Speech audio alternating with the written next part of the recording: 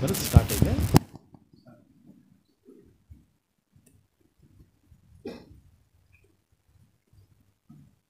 దేవుని సంగమ పరిశుద్ధ గ్రంథములో నుండి కీర్తనల గ్రంథము 130వ కీర్తన.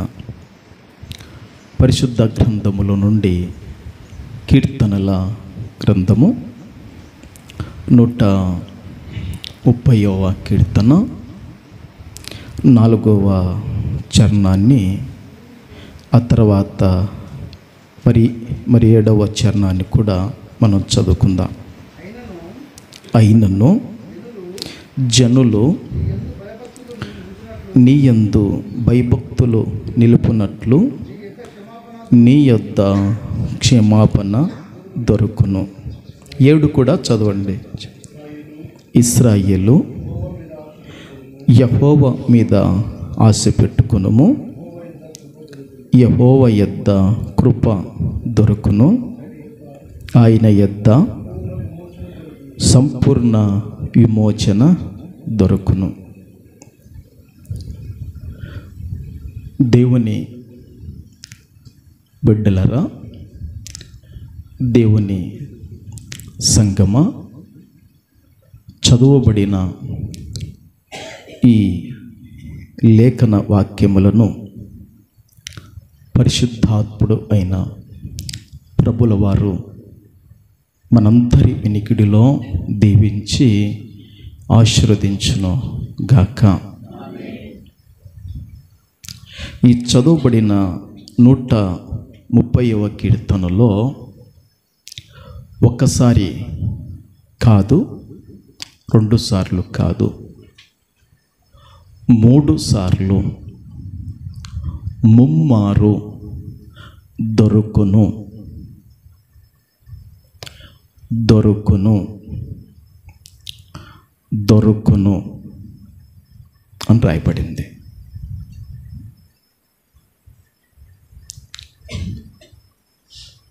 మీరు వ్యక్తిగతంగా స్త్రీలు కానీ ఒక తులము బంగారు మీరు పోగొట్టుకున్నారనుకోండి, తులం బంగారు మీరు పోగొట్టుకున్నప్పుడు మీకు సంతోషం ఉంటుందా, మీకు దుఃఖం ఉంటుందా? వాస్తవంగా సంతోష ఎవరు పడరు, కానీ చాలా చాలా దుఃఖపడతారు. అయ్యో, ఈ తులం బంగారమును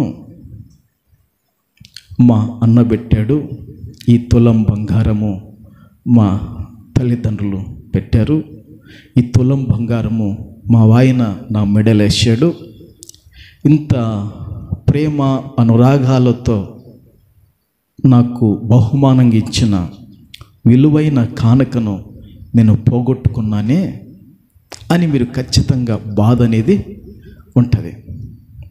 ఒకవేళ పోగొట్టుకునేది మీకు దొరికిందనుకోండి, ఇక మీ సంతోషానికి అవధులే ఉండవు. అవునంటారా, కాదంటారా? పోగొట్టుకునేది మీకు దొరికిందనుకోండి, ఎంత సంతోషపడతారంటే, ఎంత ఆనందపడతారంటే అంత ఆనందపడతారు.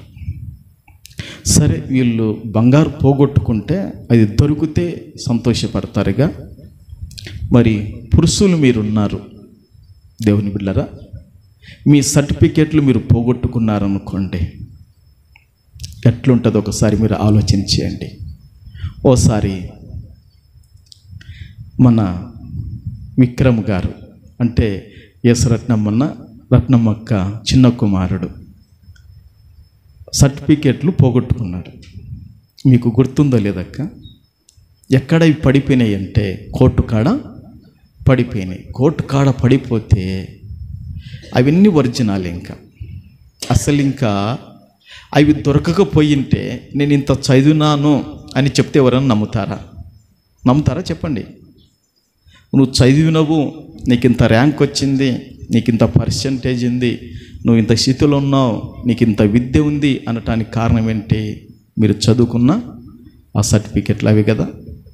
మరి ఆ రోజు పోగొట్టుకున్నప్పుడు ఎంత వేదన పన్నాడంటే అంత వేదన పన్నాడు. అట్టబోతాడు, ఇట్టు వస్తాడు, కానీ ఎవరికి దొరికిన కానీ మొత్తానికి పోలీస్ స్టేషన్లు ఇచ్చారనుకుంటాను కదా, ఏమకంతేనా చెప్పండి? పోలీస్ స్టేషన్లో ఇచ్చారు, మళ్ళీ ఫోన్ చేశారు, పోయి తెచ్చుకున్నాడు. అప్పుడు ఏమైందంటే పోయినటివి దొరికినందుకు ఎంత సంతోషించాడంటే ఒక విక్రమే కాదు, వారి యొక్క తల్లిదండ్రులే కాదు, వారి కన్నదమ్ములే కాదు, సంఘమైన మనం కూడా ఆ రోజు ఏం చేశామంటే సంతోషించాం. చప్పర్లు కొట్టి ప్రభువును ఘనపరచుదము గాక. నేను ఎందుకు ఈ 2 ఉదాహరణలు తీసుకోవాల్సిన పరిస్థితి వచ్చిందంటే 3 సార్లు దొరుకునంటే మీ ముఖములను చూసినప్పుడు పెద్దగా సంతోషం కనబడడం లేదు, పెద్దగా మీలో ఆనందం కూడా కనబడడం లేదు. ఒక్కసారి అనుకుంటే ఏమనుకోవచ్చు, 2 సార్లు అనుకుంటే ఏమనుకోవచ్చు, ముమ్మారు ఏం రాయబడిందంటే దొరుకును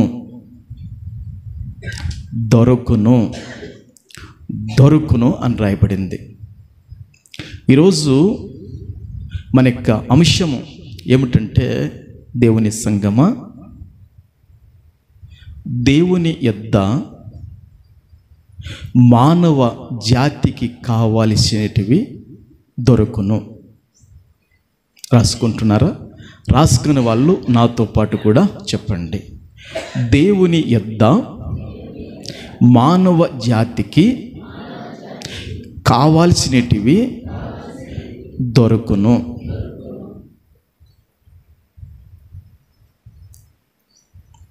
ఈ చదువుబడిన 130వ కీర్తనలో దేవుని యొద్ద క్షమాపణ దొరుకును. ఒకటిది, అంతేనా? రెండోది ఏముందంటే యెహోవా యొద్ద కృప దొరుకును. కృప అంటే మెర్సీ, దానికి సరైన నిర్వచనము దయ, కరుణ లేదా అనుగ్రహము. యెహోవా యొద్ద కృప దొరుకును అని 2వ విషయం రాయబడింది.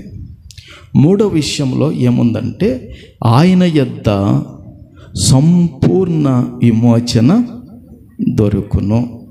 ఆయన యొద్ద సంపూర్ణ విమోచన అంటే ముక్తి లేదా విడుదల దొరుకును. ఈ 3 మానవ జాతికి, ప్రపంచములో ఉన్న యావత్తు మనుషులకు ఈ 3 చాలా చాలా ప్రాముఖ్యమైనటివి. ఈ లోకములో బతకటానికి మనకు ఆరోగ్యం ఎంత ప్రాముఖ్యమో, దేవుని దగ్గర కూడా ఈ 3 దొరుకుతాయి అని రాయబడింది. దేవుని దగ్గర ఏం దొరుకుతుందంటే క్షమాపణ దొరుకుతుంది. దేవుని దగ్గర ఏం దొరుకుతుందంట? క్షమాపణ దొరుకుతుంది. దేవుని దగ్గర కృప దొరుకుతుంది. దేవుని దగ్గర సంపూర్ణ విముక్తి, విమోచన, విడుదల దొరుకుతుంది. అయితే ఈ 3 విషయాలలో మొదటి విషయాన్ని మాత్రమే మనం ధ్యానం చేసుకుందాం, సరేనా? పై 4వ చరణాన్ని మాత్రమే మనం ధ్యానం చేసుకుందాం. మరలా ఎప్పుడైనా వీలైతే పరిశుద్ధాత్ముడు నన్ను ప్రేరేపణ కలగజేస్తే, పరిశుద్ధాత్ముడు నన్ను బలపరిస్తే, అప్పుడు ఆయన దగ్గర కృప ఏ విధంగా దొరుకుతుందో, ఆయన దగ్గర సంపూర్ణమైన విముక్తి, విమోచన ఏ విధంగా దొరుకుతుందో దాని గురించి పరిశుద్ధాత్ముడు సమయోచితమైన సమయంలో మనకు నేర్పునుగాక. ఇప్పుడు మనకు నేర్పేది ఏంటంటే నీ యొద్ద క్షమాపణ దొరుకును. చూశారండి, ఏం దొరుకుతుందంట? ఎవరి దగ్గర? దేవుని దగ్గర క్షమాపణ దొరుకుతుంది. పై 3వ వచనము ఏమని మాట్లాడుతుందంటే, యెహోవా నీవు దోషములను కనిపెట్టి చూచిన ఎడల ప్రభువా ఎవడు నిలవగలడు? ఉందండి, సరిగట్టిగా మాట చెప్పండి. యెహోవా నీవు దోషములను కనిపెట్టి చూచిన ఎడల ప్రభువా ఎవడు నిలవగలడు? ఓకే,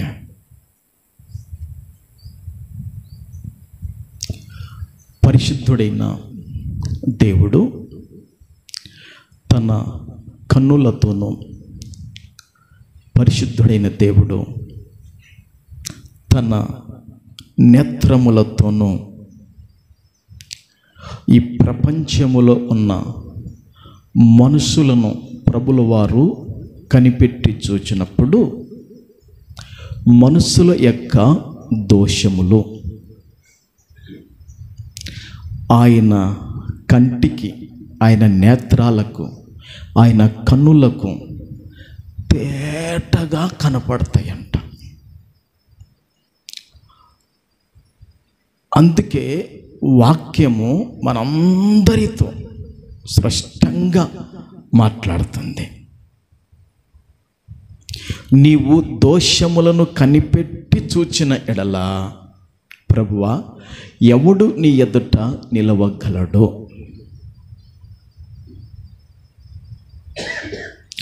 నేను దేవుని ఎదుట నిలవలేను. ఆయన కనిపెట్టి చూస్తే, మీరు ఆయన కనిపెట్టి చూస్తే మీరు ఆయన ఎదుట కనబడలేరు. దేవుడు కనిపెట్టి చూస్తే మీరు కూడా ఆయన ఎదుట నిర్దోషులుగా కనబడలేరు. అది మాట వలనో, అది చూపు వలనో, అది గౌరవం వలనో, అది అహంకారం వలనో, అది మూర్ఖత్వం వలనో, అది ఎక్కడ మనిషికి దోషము అంటిస్తుందో మనకు అసలు తెలియదు. అందుకే దేవుని బిడ్డలారా, నీవు కనిపెట్టి చూచిన ఎడల దోషములు ఏమైతాయంట? దేవునికి బయలుపడతాయంట. ఏం బయలుపడతాయంట? దోషములు ఏమైతాయంట? బయలుపడతాయి. గుర్తుపెట్టుకోండి. ఈ దోషములనే ఇంకొక మాటలో చెప్పాలంటే పాపములు బయలుపడును. ఏం బయలుపడతాయంట? పాపములు బయలుపడును. దీన్నే ఇంకొక మాటలు చెప్పాలంటే దుర్నీతి ఏమైనా బయలుపడును. ఏది? దుర్నీతి బయలుపడును. దీన్నే ఇంకొక మాటలు చెప్పాలంటే దుర్మార్గము ఏమవుతుంది? బయలుపడును. వారి యొక్క లంచతనము కూడా బయలుపడును. వారి యొక్క అతిక్రమములు, అక్రమములు కూడా బయలుపడును. వారి యొక్క నర హత్యలు, వారి యొక్క శరీర రెచ్చలు కూడా ఏమవుతాయంటే బయలుపడును. దేవుడు కనిపెట్టి చూస్తే, ప్రభువా ఈ ప్రపంచంలో ఎవడు కూడా నీ ఎదుట నిలబడే కారణం ఏంటంటే మనుషుల యొక్క దోషములు. వారు ఎక్కడో ఒక చోట అపవిత్రతో, అయోగ్యతతో వాళ్ళ జీవితం నిండి ఉంది. దోషములు అనేటివి చాలా చాలా ప్రమాదకరమైనటివి. వీటన్నిటిని చెప్పుకొని వస్తే పాపములు అంటారు. ఏమంటారు వీటన్నిటిని? అంతే కదా. ఇప్పుడు నేను ఎన్ని చెప్పుకొని వచ్చాను? దాదాపుగా మీకు 8 చెప్పుకొని వచ్చాను. దేవుని బిడ్డలారా, ఈ దోషములు కానివ్వండి, ఈ దుర్మార్గత కానివ్వండి, ఈ లంచగొండితనం కానివ్వండి, ఈ నర హత్య కానివ్వండి, ఈ యొక్క పాపేచ్ఛలు కానివ్వండి, ఇవన్నీ కూడా మనసులకు ఏం కలగజేస్తాయంటే దోషములు కలగజేస్తాయి. దోషము ఏం చేస్తుందంటే మనిషి యొక్క ప్రాణాన్ని భూమి మీద ఉండకుండా తీసుకుపోతుంది. భర్త దోషముతో ఉన్నాడంటే భార్యకు భర్తను లేకుండా చేస్తుంది దోషం. భార్య దోషముతో ఉంటే భర్తకు సాటైన సహాయకురాలుగా లేకుండా దోషము ఆమెను ఎత్తుకొని పోతుంది. పిల్లలలో దోషం కనబడితే పిల్లలను ఆ దోషం ఏం చేస్తుందంటే ఆ పిల్లలను తల్లిదండ్రికి ఒక నీడగా, ఒక కుడి భుజంగా వారికి లేకుండా దోషాలు వాళ్ళను తీసుకొని పోతాయి. ఇవి నా మాటలు కాదు, సాక్షార్థం పరిశుద్ధుడైన దేవుడు ప్రవక్త అయిన ఇర్మీయాతో మాట్లాడాడు. ప్రవక్త అయిన ఇర్మీయా గ్రంథం ఒకసారి చూడండి. 31వ అధ్యాయము 30 వచనాన్ని ఒకసారి చదువుకుందాం.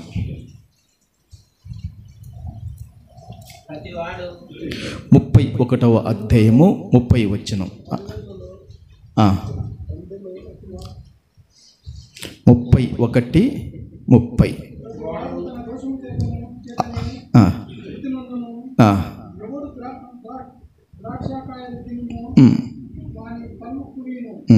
చూశారా, అక్కడ ఏముందంటే ప్రవక్త అయిన ఇర్మీయా గ్రంథంలో 31వ అధ్యాయంలో 30 వచనములు ఏముందంటే, ప్రతి వాడు తన దోషము చేతనే మృతి నొందును. ఉందా లేదమ్మా? దేవుడు చెప్పాడా లేదా? ప్రతి వాడును, ప్రతి వ్యక్తియు తన దోషము చేత, తన పాపము చేత, తన దుర్మార్గత చేత, తన శరీర ఎచ్చల చేత, తన లంచగొండి తనము చేత, తన నర హత్య చేత, తన గర్వం అహంకారము చేత, తన అహంభవం చేత మనుష్యుడు ఏమవుతాడంటే, అవి ఉన్నప్పుడు అతనికి దోషము తగులుతుంటుంది, దోషము అతని మీదకి వస్తుంటుంది. ప్రతి వాడును, ప్రతి వ్యక్తియు తన దోషము చేత, తన యొక్క పాపముల చేత ఏమైపోతారంటే మృతి పొందుతారు. అందుకే వాక్యము ఏమని మాట్లాడుతుందంటే, దేవుని బిడ్డలారా, అయినను నీ యందు భయము భక్తి నిలుపునట్లుగా నీ యొద్ద క్షమాపణ దొరుకును. దేవుడు కనిపెట్టి చూశాడనుకోండి, ఆయన ఎదుట ఎవడూ నిలబడలేడు. ప్రతి వ్యక్తి దోషి అయిపోతాడు, ప్రతి వ్యక్తి అపవిత్రుడైపోతాడు, ప్రతి వ్యక్తి అపరాధి అవుతాడు. ప్రతి వ్యక్తి కూడా దేవుని ఎదుట అయోగ్యుడైపోతాడు. అట్టి వారికి క్షమాపణ కలగాలంటే, అట్టి వారికి విడుదల కలగాలంటే, అట్టి వారికి స్వస్థత కలగాలంటే, అట్టి వారికి నెమ్మది కలగాలంటే, అట్టి వారికి మేలు కలగాలంటే, అట్టి వారికి ఆనందం కలగాలంటే, అట్టి వారికి సంతోషం కలగాలంటే దేవుని యందు ఒక భయం, దేవుని యందు ఒక భక్తి కలిగి ఉండాలని దేవుని యొక్క ఆశయం. ప్రభుకు మహిమ కలుగునుగాక. నేను నిన్ను క్షమించగలుగుతా, నేను నిన్ను మన్నించగలుగుతా. నీ దోషములకు, నీ యొక్క అపరాధములకు, నీ పాపములకు, నీ అతిక్రమములకు వచ్చే ప్రతి శిక్షను నేను తుడిచివేస్తాను.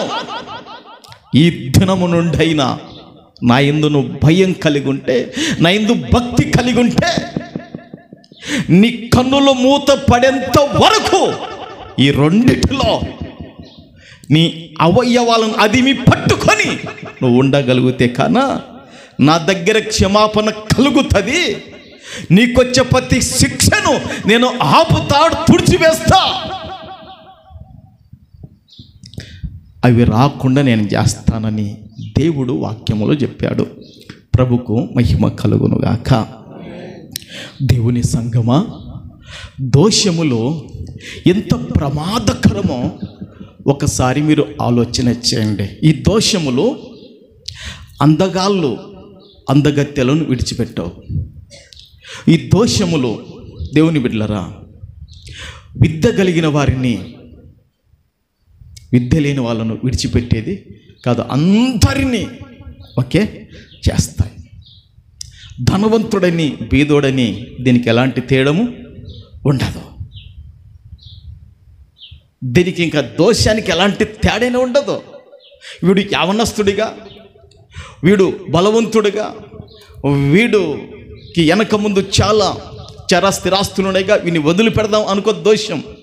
అది ఏం చేస్తంటే తీసుకుపోయి పని. అందుకే వాక్యం చెప్తుంది, ప్రతి వాడును తన దోషమును బట్టి మృతి పొందుతాడు. ప్రపంచ దేశములలో దేవుని బిడ్డలారా అగ్ర పెద్ద దేశమైన అమెరికా దేశము చూడకపోయినా మీరు బాగా ఎరుగుతారు. అవునా? ఇక్కడ ఎవరన్నా అమెరికాను చూసిన వాళ్ళు ఉన్నారా? మన పక్కన ఉన్న ఊరే మనం చూడలేకపోతుంటాం. అవునా కదా? కనీసం అసలు మన మండలంలో ఉన్న ఎన్ని ఊర్లు ఆ ఊర్లే చూడలేకపోతున్నాం మనం ఈరోజు వరకు కూడా. ప్రపంచ దేశాలలో అగ్ర దేశమైనది, పెద్దదైనది దేవుని బిడ్డలారా ఏ దేశం అంటే నేను చెప్పకుండా మీరే చెప్తారు. ఏ దేశం అది? కొంచెం గట్టిగా చెప్పండి. అమెరికానా చైనా?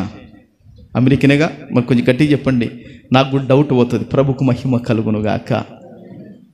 అమెరికా దేశములో వాస్తవమైన 3 విషయాలను మీ ఎదుట పెట్టాలని దేవుడు నన్ను ఏం చేశాడంటే ముందరికి నెట్టాడు.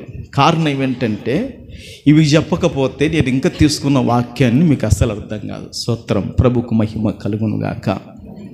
దేవుని బిడ్డలారా అమెరికా అధ్యక్షుడు, అమెరికా దేశపు ప్రెసిడెంట్ గారైన జో బైడెన్ మీరందరూ కూడా ముఖాముఖిగా చూడకపోయినా కనీసం దిన సాక్షి పేపర్లో కానీ, ఆంధ్రజ్యోతిలో కానీ, ఆంధ్రప్రభలో కానీ, ఈనాడులో కానీ, ఇట్లా ఎన్ని పేపర్లు ఉన్నాయో ఆ పేపర్లో మీరు తప్పక చూసి ఉంటారు అతని యొక్క ముఖమును. అంతేనా? చూశారు లేదమ్మా? అమెరికా అధ్యక్షుడైన జో బైడెన్ గారిని మీరు తప్పక ఈ విధంగా టీవీలో కానీ మీరు చూసి ఉంటారు. దేవుని బిడ్డలారా ఈ అమెరికా దేశపు దేవుని బిడ్డలారా అధ్యక్షుడైన జో బైడెన్ యొక్క తన కుమారుడు ఆ దేశం ఏం చేసిందంటే ఒక దోషి అని తేల్చగలిగింది. ఎవరి కుమారుని? జో బైడెన్ కుమారుని ఏం చేసింది? దోషి, నిర్దోషి కాదు సుమా, దోషి అని ఏం చేసింది? తేల్చింది. ఇక్కడ మీకు చిన్నగా ఉంది, కనపడడు. ఇక్కడ ఫోటోలో కనబడేది జో బైడెన్ యొక్క కుమారుడు. ఇతను ఇక్కడ ఇది 3వ తారీఖు ఈ 12వ నెల 2024లో వచ్చింది. ఈ నెలలోనే వచ్చింది, సాక్షి పేపర్కి వచ్చింది. జో బైడెన్ తన కుమారుడికి క్షమాభిక్ష పెట్టాడు. అన్న ఏం పెట్టాడు? క్షమాభిక్ష పెట్టుకున్నాడు. ఎవరు పెట్టుకున్నాడు? తండ్రి కొడుకు ఏం చేశాడు? క్షమాభిక్ష పెట్టుకున్నాడు.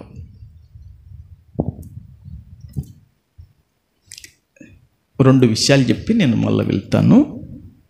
అమెరికా అధ్యక్షుడు బైడెన్ పదవి విరామమునకు కొద్ది రోజుల ముందు తన కుమారుడు హంటరుకు క్షమాభిక్ష ప్రసాదించుకున్నారు.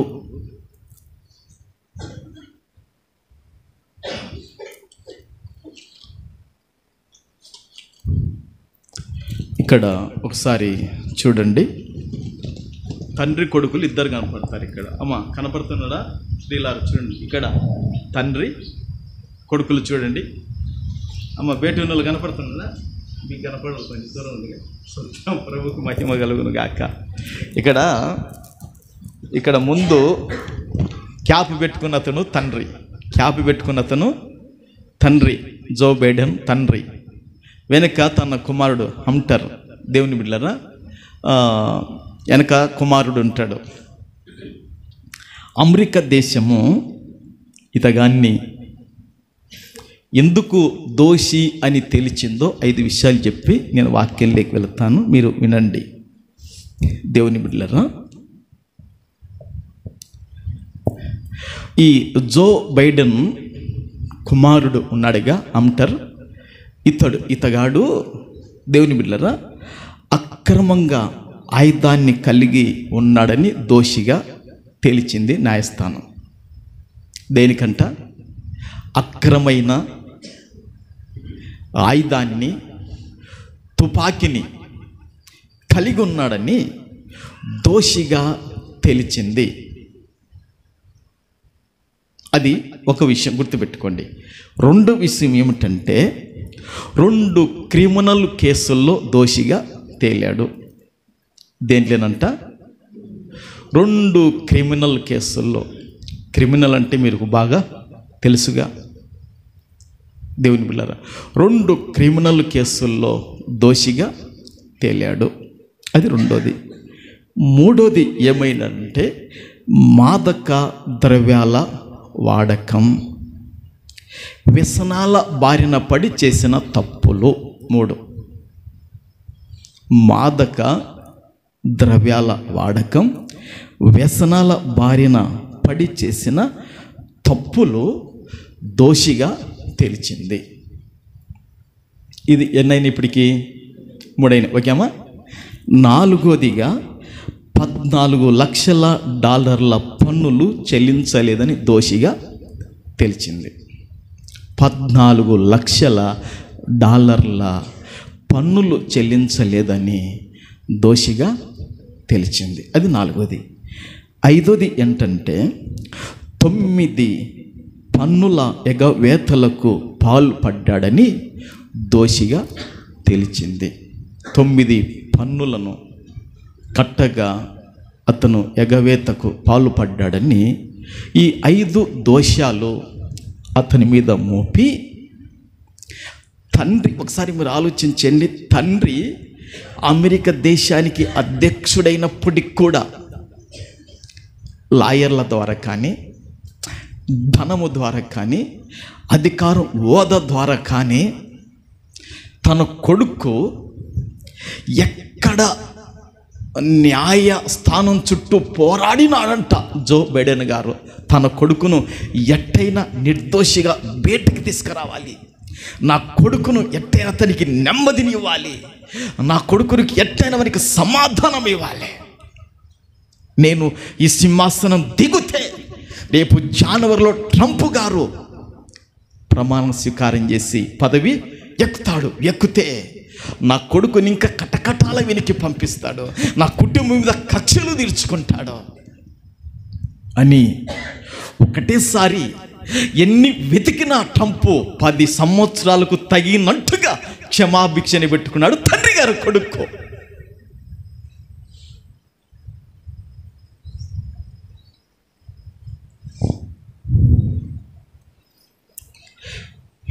జో బైడెన్ గారు ఈ అమెరికా అధ్యక్షుడు చెప్పిన మాటలు ఏమిటంటే, నేను న్యాయ వ్యవస్థను నమ్మి ఎంతగా పోరాడినా ఆ ప్రక్రియ రాజకీయాలు ప్రభావితం ఎక్కువ చేశాయి. అందుకే నా కొడుకు క్షమాభిక్ష పెట్టడానికి నేను ఒక తండ్రిగా, ఒక దేశ అధ్యక్షునిగా నేను నిర్ణయం తీసుకున్నా, ఎవరు ఏమనుకున్నా, ప్రపంచ దేశాలు, మా దేశం ఎవరు ఏమనుకున్నా పర్వాలేదు, నేను నా కొడుకు ఒక తండ్రిగా క్షమాభిక్షని పెట్టాలనుకున్నానని చెప్పగలుగుతున్నాడు. అమెరికా దేశపు అధ్యక్షుడైన జో బైడెన్ గారు తన కుమారుడైన హంటర్కు క్షమాభిక్ష పెట్టాడు. ఇక ఎవరు రేపు ట్రంప్ వచ్చి ఎత్తుకోలాడిన కూడా దొరకక చాలా చాలా జాగ్రత్త పడి 10 సంవత్సరాలకు తగినట్టుగా క్షమాభిక్ష పెట్టేశాడు.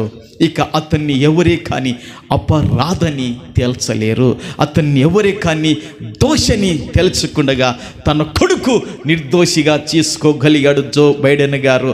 ఆయన్ని అట్లా చేసుకుంటే పరమ తండ్రి దేవుడు మన బతికిన కాలమంతా కూడా ఏది కూడా దోషిగా తేల్చకుండగా సంపూర్ణ క్షమాపణ కలగజేశాడు. చప్పట్లు కొట్టి ప్రభువుని ఘనపరదుగాక. హల్లెలూయా, హల్లెలూయా, ప్రభుకు మహిమ కలుగునుగాక. అదేవిధంగా ఇంకొక అతను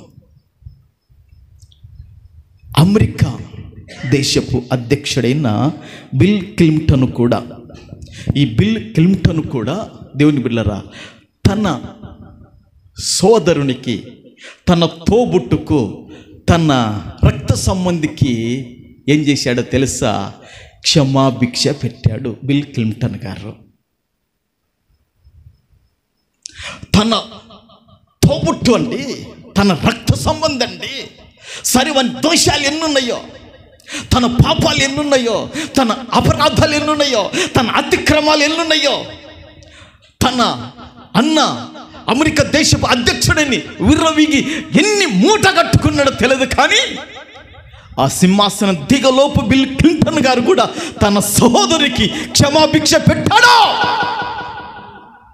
ఇది అమెరికా దేశంలో జరిగింది. ఇంకా మూడోది కూడా చెప్తాను. ఇప్పుడు మీకు జ్ఞాపకం చేశాను, ఎవరు మరలా ప్రపంచ దేశాలకు పెద్దన్నగా పాలన చేయబోతున్న ట్రంప్ గారు. అతనే కదా ఇంకా పెద్ద అందరికీ. ట్రంప్ కూడా పోయిన సంవత్సరాలలో అధ్యక్షునిగా ఉన్నప్పుడు క్షమాభిక్ష పెట్టాడు సింహాసనం దిగలోపు. ఎవరికి పెట్టాడంటే చెప్తాను, వినండి దేవుని బిడ్డలారా. ట్రంప్ కూడా తన అల్లుడు జెరెద్ కుష్నర్ తండ్రికి క్షమాభిక్ష పెట్టాడు, వియంకునికి క్షమాభిక్ష పెట్టాడు. ఎవనికి క్షమాభిక్ష పెట్టాడు? వియంకునికి ఏం పెట్టాడు? క్షమాభిక్ష పెట్టాడు. క్షమాభిక్ష ట్రంప్ గారు పెట్టకపోతే అల్లుడు కూతురుని ఏం చేస్తాడు? ఒత్తిడి. ఏమే మీ నాయన దేశపు అధ్యక్షుడిగా ఉన్నాడుగా,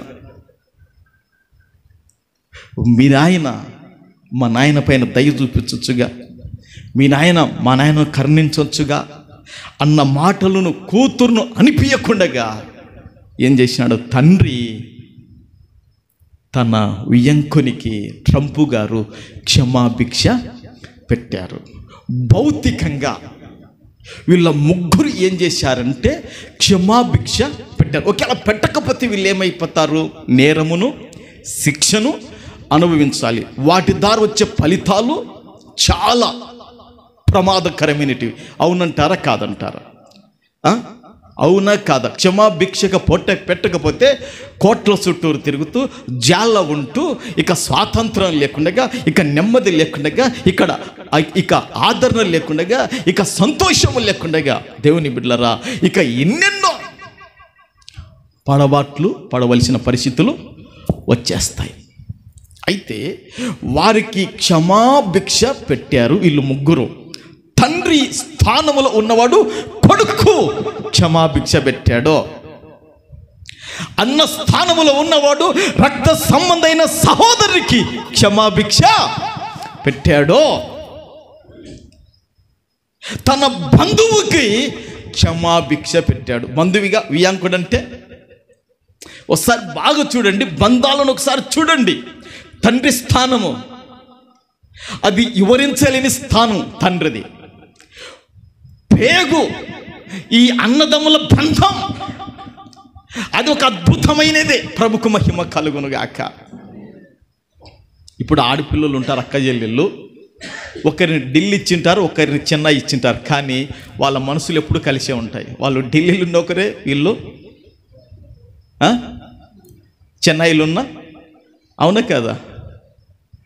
అట్లుంటాయి అంతే.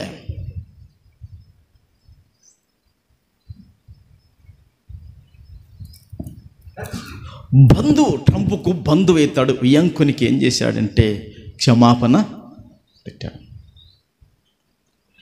మనుషుల దగ్గర క్షమాపణ దొరికితే దేవుని దగ్గర ఏం దొరుకుతుందంటే క్షమాపణ దొరుకుతుంది. చప్పట్లు కొడదామా?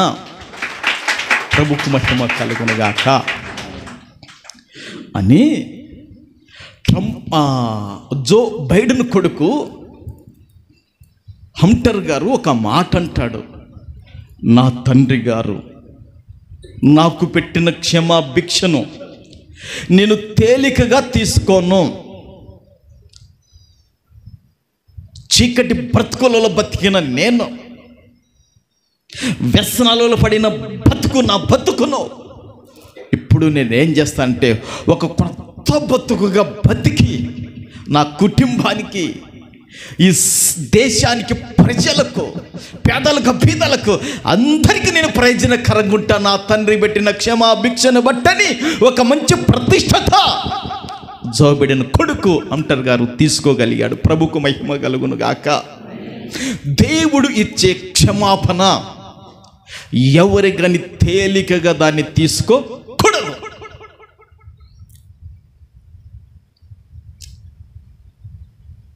అయినను నీ యందు భయభక్తులు నిలుపునట్లుగా ఏం దొరుకుతుందంటే క్షమాపణ దొరుకుతుంది. ఈరోజు దేవుని ఎదుటను, సంఘం ఎదుటను, పరిశుద్ధాత్మని ఎదుటను ఇక్కడ మనమందరం కూడుకొని ఉన్నాం. మనకందరికీ క్షమాపణ దొరికింది. ఆ క్షమాపణను తేలికగా మనం తీసుకోకూడదు.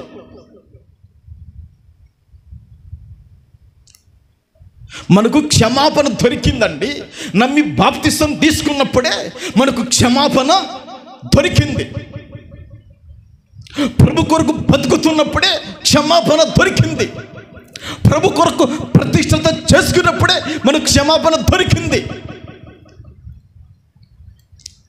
దొరికిన క్షమాపణను మనం ఏం చేయాలంటే దాన్ని తేలికగా తీసుకోకుండా ఇక మనం ఎట్లా బతుకాలనో దేవుని బిడ్డలారా,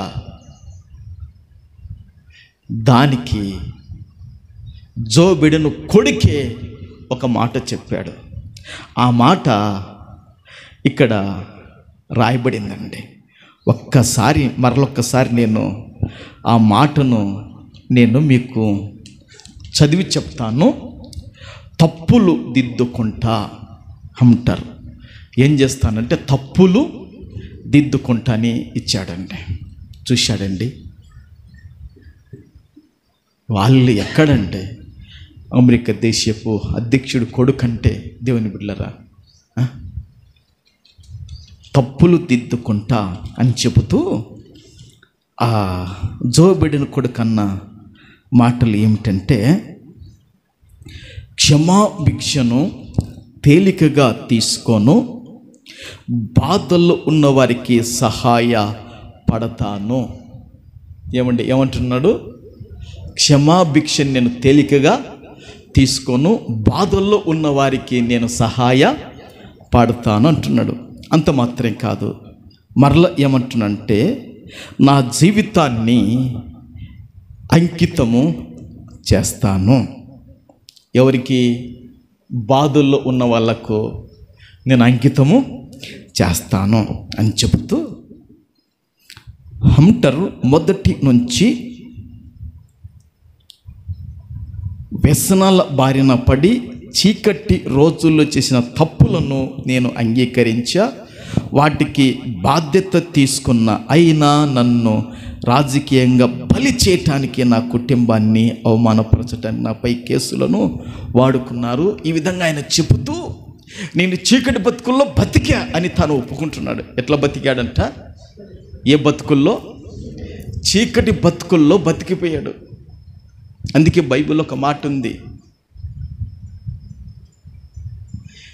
నెత్తికి కన్నులు వచ్చిన వారి తరము కలదు అని రాయబడింది. కన్నులు ఎక్కడొస్తాయంట? అట్లా తరం వచ్చేస్తుందంట భూమి మీద.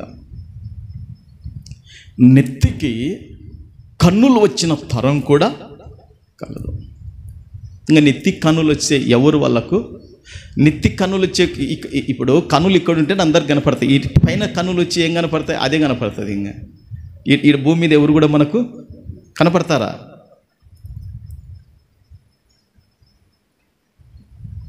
కనుక అది సామెతల్లో ఆ మాట ఉంటుంది. దేవుని బిడ్డలారా, ఈ విధంగా వీరు క్షమాభిక్ష వీరి దగ్గర దొరికింది. వాళ్లకు కొడుకు తండ్రి దగ్గర క్షమాపణ దొరికింది. అవునంటారా కాదంటారా చెప్పండి?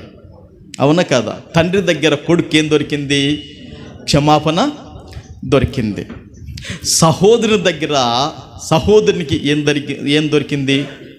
క్షమాపణ దొరికింది. బంధువు దగ్గర ఏం దొరికింది? ట్రంప్ దగ్గర క్షమాపణ దొరికింది. ఇప్పుడు దేవుని దగ్గర మనకేం దొరుకుతుందంట? గట్టిగా చెప్పండి అమ్మా, ఏం దొరుకుతుందంట? క్షమాపణ మనకేమవుతుంది? దొరుకుతుంది. క్షమాపణ దేవుని దగ్గర దొరకాలంటే ఏం చేయాలని తెలుసా? కొన్ని విషయాలు మీ ముందు పెడతాను, వినండి. దేవుని దగ్గర క్షమాపణ దొరకాలంటే తమ్మును తాము ఏం చేయాలంటే తగ్గించుకోవాలి. ఏం చేయాలమ్మా? తమ్మును తాము ఏం చేయాలా? తగ్గించుకోవాలి. తమ్ము తాము ఎవరు తగ్గించుకోలేరండి. నాకేమి తక్కువ అని మనం హెచ్చించుకుంటాం, కానీ తమ్మును తాము ఎవరైతే తగ్గించుకుంటారో వారికి ఏం దొరుకుతుందంటే దేవుని దగ్గర క్షమాపణ దొరుకుతుంది. ఉపవాసం ఉండి ప్రార్థించినప్పుడు క్షమాపణ దొరుకుతుంది. గట్టిగా చెప్పండి. ఉపవాసం ఉండి ప్రార్థించినప్పుడు ఏం దొరుకుతుంది? క్షమాపణ దొరుకుతుంది. దేవుణ్ణి వెదుకడం వలన క్షమాపణ దొరుకుతుంది. ఇది 3. 4 చెడు మార్గములను విడిచడం వలన క్షమాపణ దొరుకుతుంది. 5 దేవుని కొరకు కనిపెట్టడం వలన క్షమాపణ దొరుకుతుంది. 6 బలాత్కారమును మానుట వలన క్షమాపణ దొరుకుతుంది. 7 దేవుని యొద్ద కన్నీరు విడుచుట వలన క్షమాపణ దొరుకుతుంది. ఇవన్నీ ఒక ఎత్తైతే దేవుని బిడ్డలారా, కరుణా సంపన్నుడైన దేవుడు, కనికరము గల దేవుడు, మహావాత్సల్య సంపన్నుడైన దేవుడు యేసుక్రీస్తు నందు మనందరికీ, ప్రపంచ యావత్తు మానవాళికి క్షమాభిక్షను పెట్టాడు. చప్పట్లు కొడతారా? అపోస్తలుడైన పౌలు ఎఫెసీయులకు రాసిన పత్రిక చూడండి. అపోస్తలుడైన పౌలు ఎఫెసీయులకు రాసిన పత్రిక 4:32 చదువుకుందాం. ఒకని ఎడల ఒకడు దయ కలిగి కరుణా హృదయులై క్రీస్తు నందు దేవుడు మిమ్ములను క్షమించిన ప్రకారము మీరును ఒకరినొకరు క్షమించుడి. చూశారండి, 4వ అధ్యాయములో ఈ 32వ వచనములో ఏముందంటే, ఒకని ఎడల ఒకడు దయ కలిగి కరుణా హృదయులై. చూశారండి, ఏం కలిగి ఉండాలంట? ఏం కలిగి ఉండాలని వాక్యం చెప్తుందంటే, దేవుని బిడ్డలారా, ఒకని ఎడల ఒకడు దయ కలిగి కరుణా హృదయులై. ఏ హృదయం కలిగి ఉండాలంట? కరుణా హృదయం కలిగి ఉండాలి. నిన్న మన పాస్టమ్మ గారు మరి రాత్రి 9 గంటలకు అన్నం తిన్నారు. పగల్లా ఉపవాసం ఉండి ఇక్కడనే బలిపీఠం కాడ ఉండి ప్రార్థన చేశారు. మరి రాత్రి అంతా అన్నం పప్పు తినింది. అన్నం పప్పు తింటే మరి రాత్రి ఇంకా నీకేమైనా తినబుద్ధి అయితే చెప్పు, మరి ఏమైనా పానీపూరి తినాలనుకుంటున్నావా? కొంచెం ఆశ ఉంటుంది కదా. రాత్రి 9 అయింది, అప్పుడు అన్నం తినింది, కొంచెం తినింది, పగులలో ఉపవాసం ఉంది, పానీపూరి తింటావా చెప్పు, నేను బండి మీద దొలకపోతా అని చెప్తున్నాను. ఇంకా బీల సుగన కొరియన్ అమ్మ ఏమైనా తినబుద్ధి అయితే తోలకపో, డాడీ తోలకపోతే తినరాపో, పానీపూరి తినరాపో. నీకేమైనా పానీపూరి తినాలనిపిస్తుందా? లేదా నీకేమైనా నన్నారి తాగాలనిపిస్తుందా? లేదు ఇంకా ఏదైనా నీకు తినాలనిపించి చెప్పు, నేను తీసుకొని వచ్చిస్తాను. ఎందుకంటే పౌలలో ఉపవాసం ఉంది కనుక నేను చెప్పాను, నేను నిన్ను కాపాడుకుంటా అని చెప్పాను. అంటే నేను కాపాడుకోలేకపోయినా ఆ మాట అంటే చాలు, ఇంకా పెద్ద భరోసా, ప్రభుకు మహిమ కలుగును గాక. అవునా కదా? భర్త నేను నిన్ను కాపాడుకుంటంటే, ఇప్పుడు డాక్టర్ నుండి పేషెంట్ నుండి నేను నిన్ను కాపాడుకుంటంటే ఇంకా ఆ పేషెంట్ ఇంకా ఎంత ధైర్యం ఇంకా. అవునా కాదమ్మా?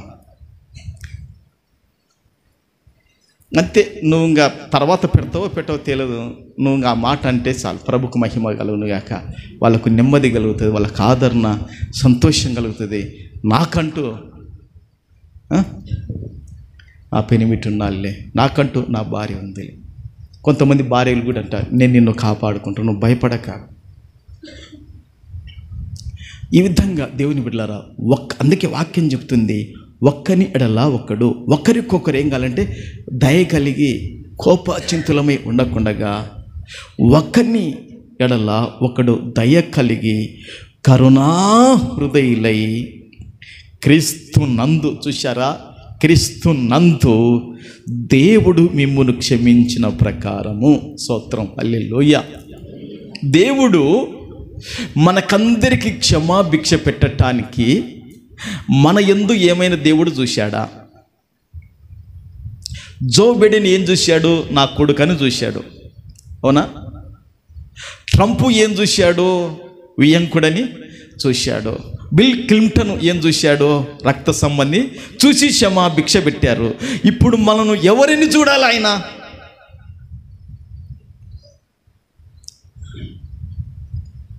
అందుకే వాక్యం ఏమంటుందంటే, దేవుని దృష్టికి మనమందరము ఎన్నిక లేని వాళ్ళమని దానియేలు గ్రంథములో రాయబడింది. చూడొద్దు, కానీ దేవుని దృష్టికి మనం ఎన్నిక లేని వాళ్ళమంటే, అట్టి ఎన్నిక లేని మనలను, అట్టి నిస్సుప్రయోజకమైన మనలను, అట్టి వడ్డీ వారము, నీటిలో బుడగలాంటి వాళ్ళము, గడ్డిని పోలిన మన జీవితాలను పరిశుద్ధుడైన దేవుడు, సర్వశక్తుడైన దేవుడు, కరుణా సంపన్నుడైన దేవుడు క్రీస్తునందు క్షమాభిక్ష పెట్టెను. ఆ క్షమాభిక్షను ఎవరు కూడా తేలికగా తీసుకోకుండా సర్వశక్తుడైన దేవుడందు భయము భక్తి కలిగి యెహోవా ఉత్తముడని రుచి చూచి తెలుసుకొనుడే. చప్పలు కొట్టి ప్రభువును ఘనపరచుదాం గాక.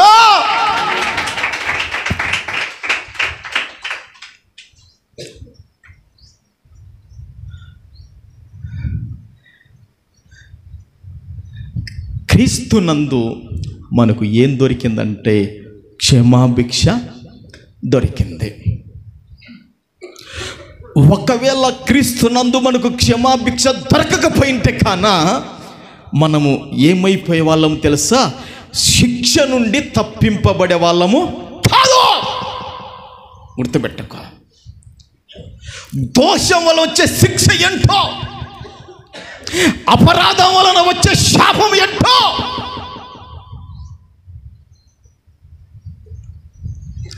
ఈ లోక సంబంధమైన మాలిన్యం వలన వచ్చే దారిద్ర్యం ఏంటో,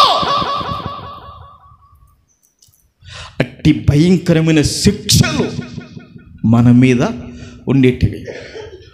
ఈరోజు శిక్ష నుండి తప్పింపబడినవంటే క్రీస్తునందు దేవుడు ఏం చేసినంటే మనకు క్షమాభిక్షను పెట్టి స్వతంత్రులుగా బతకటానికి, నెమ్మదస్తులుగా బతకటానికి, సంతోషం ఆరోగ్యాలతో నింపటానికి పరిశుద్ధుడైన దేవుడు క్రీస్తునందు క్షమాభిక్షని పెట్టాడు. ప్రతి అవిధేయతకు క్షమాభిక్ష క్రీస్తునందే, ప్రతి మూర్ఖత్వానికి క్షమాభిక్ష క్రీస్తునందే, ప్రతి తిరుగుబాటు తలానికి దేవుడు క్రీస్తునందు క్షమాభిక్ష పెట్టాడు. చప్పట్లు కొట్టండి గట్టిగా, ప్రభుకు మహిమ కలుగును గాక. అందుకే క్రీస్తును మనం లక్ష్య పెట్టుదుము గాక, క్రీస్తును గౌరవించుదుము గాక, క్రీస్తును ప్రేమించుదుము గాక, క్రీస్తును హత్తుకొని ఆయనతో సహవాసం చేయుదుము గాక.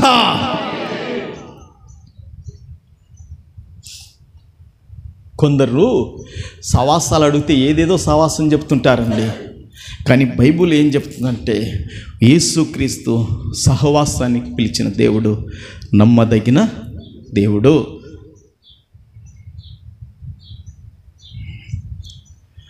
మీరు ఎవరు కూడా మాది పెంతెకోస్తు సహవాసం అనకండి, మేము పెంతెకోస్తు చర్చికి పోతామని చెప్పండి అంతే. సహవాసం మాత్రం యేసుతోనే మనది, ప్రభువుకు మహిమ కలుగును గాక. అంతేగా, మన సహవాసం యేసుతో. మందిరానికి మేము పెంతెకోస్తు చర్చికి వెళ్తామని చెప్పండి అంతే. పెంతెకోస్తు సహవాసం అంటే ఏంది అది?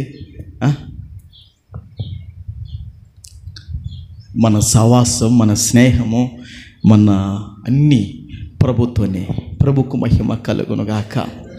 దేవుని బిడ్డలారా, క్రీస్తునందు క్షమాపణ దొరికింది గనక రోగము నుండి విడుదల కలిగింది. క్రీస్తునందు క్షమాపణ దొరికింది గనక రక్షణైన స్వాస్థ్యం మనం కలిగి ఉన్నాం. దేవదూతలు మన కాపుదల పరిచర్య చేసే వాళ్ళుగా మనకున్నారు. ప్రభుకు మహిమ కలుగును గాక. క్రీస్తునందు క్షమాపణ దొరికింది గనక ఆశీర్వాదానికి వారసులమయ్యాం. క్రీస్తునందు క్షమాపణ దొరికింది గనక నిత్య జీవానికి వారసులమయ్యాం. మరొకసారి చప్పట్లు కొట్టి ప్రభుని ఘనపరచుదురు గాక. హల్లెలూయా, హల్లెలూయా. 11:30కి తీసుకున్నాను, 12:30కి నేను ముగిస్తాను. గంట అవుతుంది. ప్రభుకు మహిమ కలుగును గాక. అందుకే దేవుని బిడ్డలారా, క్రీస్తు నందు దేవుడు ఏం చేశాడంటే మనకు క్షమాభిక్షను పెట్టాడు. ఇంకా మన మనసాక్షి దేని మీదైనా దోషారోపణ చేస్తుంటే కానా ఇప్పుడే మమ్మల్ని క్షమించు ప్రభువా అని దేవుణ్ణి మనం ఏం చేయాలంటే ప్రాధేయపడాలి.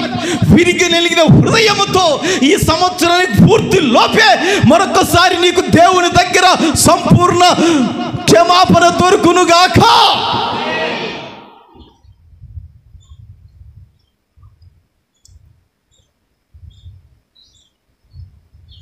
ఈ క్షమాపణ అనేది దేవుని దగ్గర నుండి క్రీస్తు ద్వారా మనకు కలగకపోతే కన్నా ఆశీర్వాదానికి అయోగ్యులమయ్యే వాళ్ళం, స్వస్థతకు అయోగ్యులమయ్యే వాళ్ళం, రక్షణ స్వాస్థాన్ని పొందుకొనుటకు దూరంగా ఉండేవాళ్ళం. ఇవన్నీ దేవుడు ఈరోజు మనకు శిక్ష నుండి తప్పించాడంటే, శాపము నుండి విడుదల కలిగించాడంటే, దారిద్ర్యం నుండి విడిపించాడంటే, రక్షణ స్వాస్థ్యం ఇచ్చాడంటే, ఆశీర్వాదానికి వారసులు చేశాడంటే, నిత్య జీవానికి పాత్రలు చేశాడంటే ఎంత ధన్యులం, ఎంత భాగ్యవంతులం. ప్రభుకు మహిమ కలుగునుగాక. అందుకే ప్రతి ఒక్కరూ రక్షణ పొందాలని దేవుని యొక్క కోరిక, ఆశ ఎవరు తీర్స్తారు? ఇంకా స్త్రీల్లో కానీ పురుషుల్లో కానీ ఎవరైనా రక్షణ పొందకపోయి ఉంటే గానా, ఇంకా దేవునికి సమర్పణ చేసుకోక ఉంటే గానా, ఈ దినమే, ఈ సంవత్సరం పూర్తయి లోపే ప్రభుకు అంకితం చేసుకో. ధన్యుడవు, ధన్యురాలు కా. ఇది నీకు మంచి అవకాశం ప్రభు నీకు అనుగ్రహిస్తున్నాడు. ప్రభుకు మహిమ కలుగునుగాక. అపోస్తలుడైన పౌలు తిమోతికి రాసిన 2వ పత్రిక. అపోస్తలుడైన పౌలు తిమోతికి రాసిన 2వ పత్రిక 2వ అధ్యాయము 4వ వాక్యాన్ని చదువుకుందాం. అపోస్తలుడైన పౌలు తిమోతికి రాసిన 2వ పత్రిక 2వ అధ్యాయము 4వ వచనం చదువుతున్న కదా రాజు. ఒక్క నిమిషం ఉండు. ప్రభుకు మహిమ కలుగునుగాక.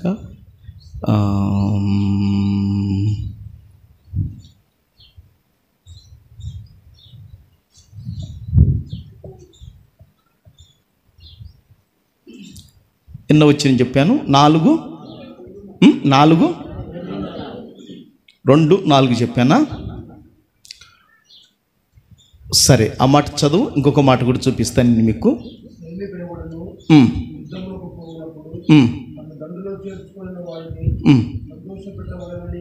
ఓకే, ఉండు రాసింది. తిమోతికి రాసిన మొదటి పత్రిక, క్షమించండి, తిమోతికి రాసిన మొదటి పత్రిక 2:4 కరెక్ట్ ఉంటుంది చూడండి.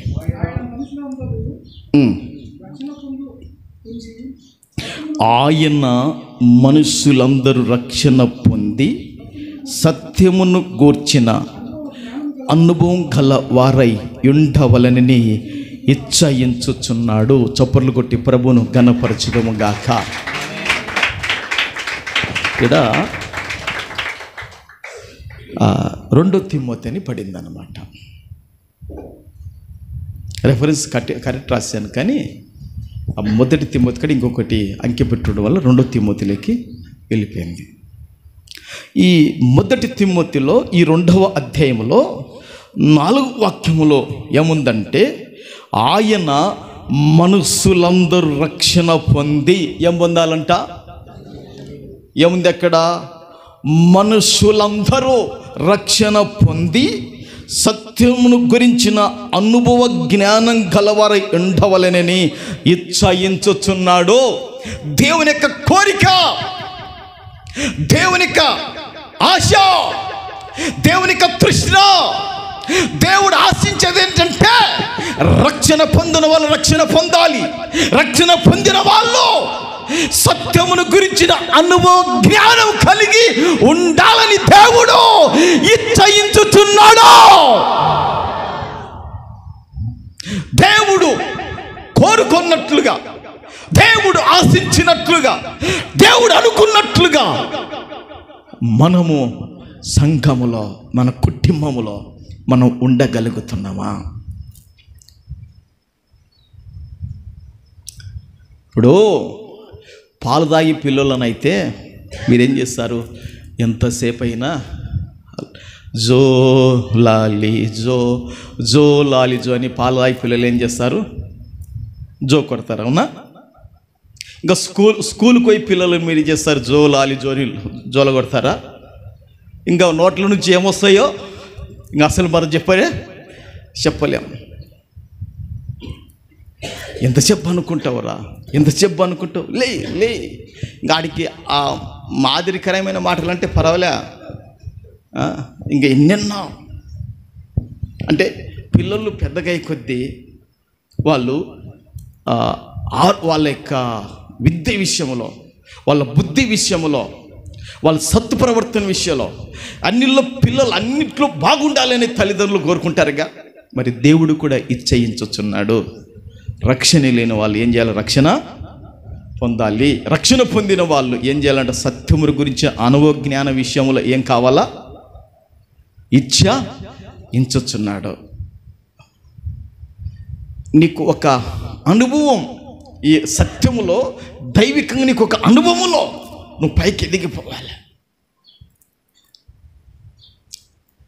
ఇది ఎప్పుడు అంటే, ఇప్పుడు దేవుడు నీకు క్షమాపణ ఇవ్వటానికి సిద్ధంగా ఉన్నాడు. నువ్వు సిద్ధపడి ముందరికి రావాలి. ఈ ప్రసంగము ముగిసేలోపు ప్రభుకు మహిమ కలుగునుగాక. అందుకే యేసేపుకు గబ్రియలు దూత పరము నుండి దిగి వచ్చి, యేసేపు ఎందుకు నీకు భయము, నీకెందుకు కలవరం, అసలు నీకెందుకు కలత? ఆమె గర్భం ధరించింది పరిశుద్ధాత్ముని వలన కలిగింది గనక అతనికి ఇమ్మానుయేలు పేరు పెడతారు, అతనికి యేసు అని పేరు పెడతారు. అతడే తన ప్రజల పాపముల నుండి, అతడే తన ప్రజల దోషముల నుండి రక్షించువాడు. ప్రభుకు మహిమ కలుగునుగాక, ప్రభుకు మహిమ కలుగునుగాక. దేవదూత చెప్పిన మాట మత్తయి సువార్త 1వ అధ్యాయములో 21వ వచనము చెప్పిన మాట అంటే, తన ప్రజలను వారి పాపముల నుండి ఆయనే రక్షించువాడు. ఆమేన్. దేవుని సంఘమా, దేవుని సంఘమా, తేళ్ల నుండి రక్షించే వాళ్ళు ఉంటారు, పాముల నుండి రక్షించే వాళ్ళు ఉంటారు, ఎలుగు పంటల నుంచి రక్షించే వారు ఉంటారు, క్రూర మృగముల నుండి రక్షించే వారు ఉంటారు, నదులలో పడిన వాళ్ళను రక్షించే వాళ్ళు ఉంటారు, బావిలలో పడిన వాళ్ళను రక్షించే వాళ్ళు ఉంటారు, యాక్సిడెంట్లో పడిన వారిని రక్షించే వాళ్ళు ఉంటారు. కానీ పాపము నుండి రక్షించుటకు ప్రపంచంలో ఉన్నాడు ఎవరంటే అది నజరేయుడైన యేసు తప్ప రక్షించేవాడు మరొకడు లేడు.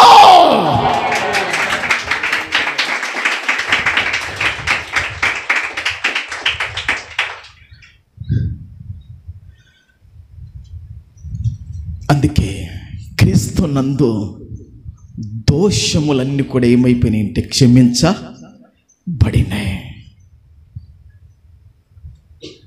భౌతికంగా అమెరికా దేశ పాలకులు వారికి క్షమాభిక్ష పెడితే ఈరోజు తన స్వరూపములో ఉన్న మనలను, తన పోలికలు చేసుకున్న మనలను నీవు ఆయనందు నేను భయభక్తులు కలిగి ఉంటాను జీవితకాలం అంటే దేవుడి నీకు క్షమాపణ ఆయన దగ్గర దొరుకుటకు ఎల్లప్పుడూ సిద్ధమై ఉంది. దేవుని బిడ్డలారా, ఇప్పుడు నువ్వు ప్రతిష్ఠ చేసుకొని రావాలి దేవుని దగ్గరికి. ప్రభువా, ఇన్ని రోజులు బతికాను, ఎట్లా బతికాను, కానీ నేను ఒక భయము కలిగి ఒక భక్తి కలిగి నేను బతుకుతానయ్యా. నీవు ఆశించినట్లుగా నీ ఆశయ ప్రకారం నేను ఆ విధంగా బతికి నా మీదకి వచ్చే ప్రతి శిక్ష నుండి నేను విడుదల పొందుకుంటానయ్యా అని ప్రార్థన చేసుకుందాం. కళ్ళు మూసుకోండి, ప్రార్థన చేద్దాం. హల్లెలూయా, హల్లెలూయా, హల్లెలూయా. మీరున్న స్థలములలో ఆ విధంగా కూర్చొని ప్రార్థన చేసుకోండి. దేవా, నిజంగా ఈరోజు మాతో నువ్వు మాట్లాడినవయ్యా. వాక్యపు వెలుగులో నుండి మాతో మాట్లాడినవు ప్రభువా. అయినను నీ యందు భయభక్తులు నిలుపుటకు నీ యొద్ద క్షమాపణ దొరుకును ప్రభువా. దేవా, క్షమాపణ దొరకకపోతే నేను శిక్షను అనుభవించాలయ్యా. క్షమాపణ దొరకకపోతే నేను శాపమును అనుభవించాలయ్యా. క్షమాపణ దొరకకపోతే నేను వ్యాధిని అనుభవించాలయ్యా. క్షమాపణ దొరకకపోతే నాకు భద్రత లేదయ్యా. క్షమాపణ దొరకకపోతే నాకు ఆశ్రదం లేదయ్యా. క్షమాపణ దొరకకపోతే నాకు నిత్య జీవం లేదయ్యా. అయ్యా, నీ దగ్గర క్షమాపణ దొరుకునయ్యా. నీ దగ్గర క్షమాపణ దొరుకునయ్యా. ది కామ్ బి వరా సి కబా ది సిబి అండ్ నౌ వి కామ్ ది సిబి కామ్ ది సిబి కామ్. దేవుని బిడ్డలారా, జో బైడెన్ గారు తన కొడుకు క్షమాభిక్ష పెట్టుకున్నాడు. బిల్ క్లింటన్ గారు తన సహోదరునికి క్షమాభిక్ష పెట్టాడు. ట్రంప్ గారు తన వియంకునికి క్షమాభిక్ష పెట్టాడు. ఈరోజు పరిశుద్ధుడైన దేవుడు నీకు నాకు క్షమాభిక్ష పెట్టాడా? ఇంకా అపరాధముల చేత, ఇంకా పాపముల చేత, ఇంకా దోషముల చేత, ఇంకా వ్యసనముల చేత, ఇంకా మన యొక్క దోషములు మనకు దేవునికి అడ్డుగా వచ్చి ఉన్నాయేమో. దేవా, క్రీస్తు నందు నా దోషములు క్షమించి క్రీస్తు నందు నాకు క్షమాభిక్షను పెట్టిన దేవుడవు కదయ్యా. అయ్యా ప్రభువా, ఎంత ధన్యుడను నన్ను చేసావయ్యా, ఎంత ధన్యురాలు నన్ను చేసావయ్యా.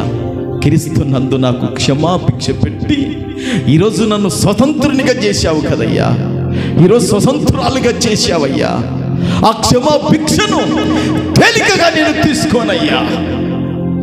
అవును ప్రభువా, అయినా నీ క్షమాభిక్ష వలన ఈరోజు తండ్రి ఆరోగ్యాన్ని అనుభవిస్తున్నానయ్యా. మీరు పెట్టిన క్షమాభిక్ష వలన తండ్రి రక్షణైన స్వాస్థాన్ని కలిగి దేవదూతల కాపుదల కలిగి ఉన్నానయ్యా. మీరిచ్చిన క్షమాభిక్షను బట్టి నువ్వు మాకు తోడై ఉన్నావు ప్రభువా. అయ్యా, మీరిచ్చిన క్షమాభిక్షను బట్టి ఈరోజు మా స్థితిని నువ్వు మార్చిన దేవుడవయ్యా. అయ్యా అయ్యా దేవా, కేవలం క్రీస్తు యేసునందు మాకు క్షమాభిక్షను పెట్టిన దేవుడవు కదయ్యా. అందుకే నిన్ను తండ్రి పూర్ణ మనసుతో పూర్ణ హృదయముతో నిన్ను ప్రేమించాలయ్యా.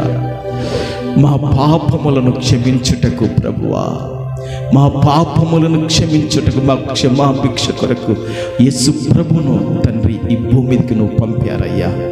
నీకు వందనాలు ప్రభువా, నీకు స్తోత్రాలు స్తుతులు చెల్లిస్తున్నాము తండ్రి. దేవా, అవును తండ్రి, దేవా, విత్తబడిన ఈ మాటలను తండ్రి 30 తండ్రి 60 నూరంతలుగా నీవు ఫలింప చేయమని ప్రార్థన చేస్తున్నాను దేవా.